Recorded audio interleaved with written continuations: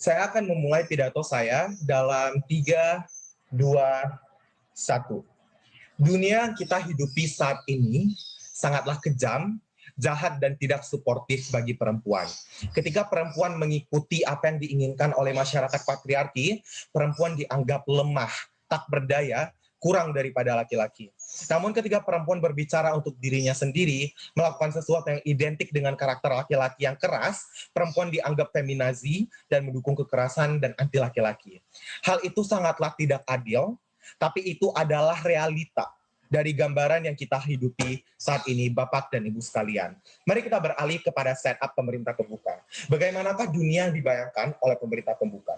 Dua hal. Kami memiliki visi, kaum feminis menyesali segala jenis naratif keterlibatan perempuan dalam olahraga baku hantam.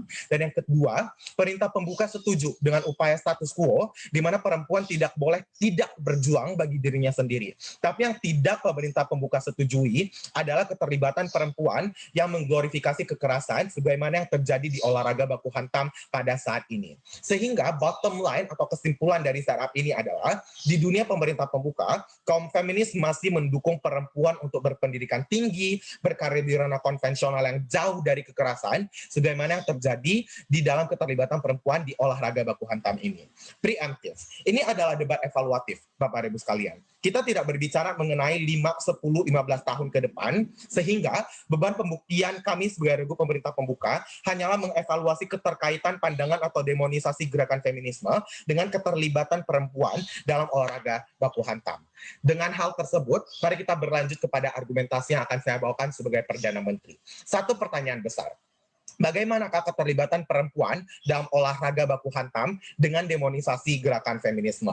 Dua lapisan penjelasan. Yang pertama, saya akan menjelaskan mengenai naratif feminazi, anti laki-laki dan pembenci laki-laki. Dan yang kedua, saya akan menjelaskan mengenai meskipun kursi oposisi tidak setuju dengan karakteristik ini, pemerintah pembuka akan memberikan karakterisasi permasalahan lain. Lapisan yang pertama, naratif feminazi, anti laki-laki, pembenci laki-laki, dan keterkaitannya dengan keterlibatan perempuan dalam olahraga baku hantam. Perempuan yang berpartisipasi dalam olahraga ini berkelindan langsung dengan ide olahraga yang dibingkai dalam ideologi gender laki-laki. Olahraga tersebut dipandang maskulin, keras, dan menyiksa. Di mana perempuan yang menang di dalam perlombaan tersebut bersandar pada pertanyaan siapa yang dapat memberikan kekerasan yang paling berat antara satu dan yang lainnya. Hal ini problematis, Bapak dan Ibu sekalian. Karena yang pertama, masyarakat matriarki akan menggunakan itu sebagai alasan untuk menjustifikasi atau memvalidasi tuduhan atau akusasi mereka terhadap perempuan feminisme sebagai orang-orang yang anti laki-laki dengan berbagai alasan yang ada karena kekerasan yang terjadi di dalam olahraga baku hantam. Kami setuju, pandangan masyarakat demikian adalah salah. Tetapi debat ini berbicara tentang bagaimana keadaan itu telah membawa kita, kaum feminis dan juga perempuan, kepada keadaan saat ini atau keadaan status quo. Jawabannya tidak strategis, Bapak dan Ibu sekalian. Karena demonisasi yang terjadi sangatlah eksesif dan membuat setidaknya konstituen perempuan konservatif yang berada di zona abu-abu semakin tidak berinisiatif untuk masuk pada advokasi feminisme karena kita dianggap anti laki-laki. Hal yang perlu dipahami oleh konstituen perempuan konservatif yang berada di zona abu-abu adalah mereka adalah orang-orang yang menganggap bahwa peran laki-laki di dalam hidup mereka sangatlah penting. Saya berbicara mengenai pandangan mereka terhadap suami mereka, anak laki-laki mereka, atau bahkan ayahanda mereka. Mereka menganggap akibat demonisasi ini, di mana feminisme dipandang sebagai anti laki-laki, jika mereka terlibat pada gerakan feminisme, mereka juga dianggap akan membenci ayahanda mereka, atau anak laki-laki, atau bahkan suami mereka, Bapak dan Ibu sekalian. Itu adalah tendensi atau kecenderungan mengapa dengan adanya keterlibatan perempuan dan demonisasi ini akan membuat kita kehilangan kesempatan untuk memiliki konstituen perempuan konservatif yang berada di zona abu-abu. Namun lapisan yang kedua, meskipun kursi oposisi tidak setuju dengan karakteristik ini, maka kami akan memberikan karakterisasi permasalahan yang lain. Mari kita lihat dari segi marketing atau pemasaran olahraga baku hantam tersebut. Dua perempuan ditaruh ke dalam satu arena, saling membenci satu sama lain, hingga salah satunya mengalami kesakitan yang berarti. Audiens yang datang adalah mereka yang ingin melihat dua perempuan yang saling berlomba-lomba dalam memukul, dalam memberikan kekerasan bagi satu sama lain. Hal ini problematis, karena kita hidup di masyarakat dan keadaan di mana perempuan harus bersatu melawan kejamnya patriarki, bukan malah terfragmentasi dan memunculkan naratif atau ruang bahwa perempuan harus membenci dan dapat membenci satu dan lainnya.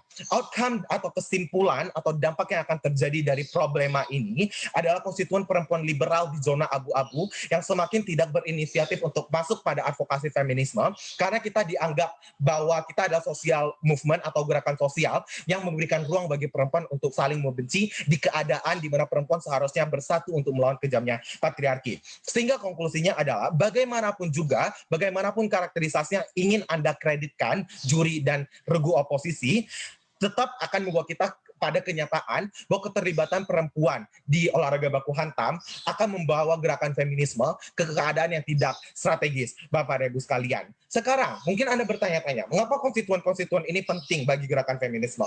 Konstituen-konstituen ini adalah massa. Yang perlu dipahami oleh kursi oposisi adalah validitas dan sustainabilitas gerakan sosial ditentukan oleh berapa jumlah massa yang dimiliki.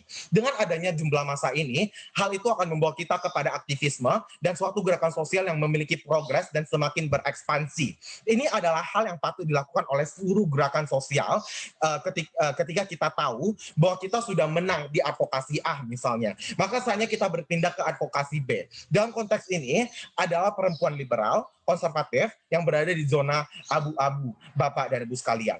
Saya akui, mungkin pada beberapa aspek, mendukung mosi ini bukanlah sejalan dengan feminisme yang seharusnya menjadi wadah selebrasi bagi setiap perempuan yang memiliki aspirasi dalam dunia pekerjaan yang ingin mereka miliki. Dan mungkin ini adalah hal yang akan dibawa oleh regu oposisi pembuka.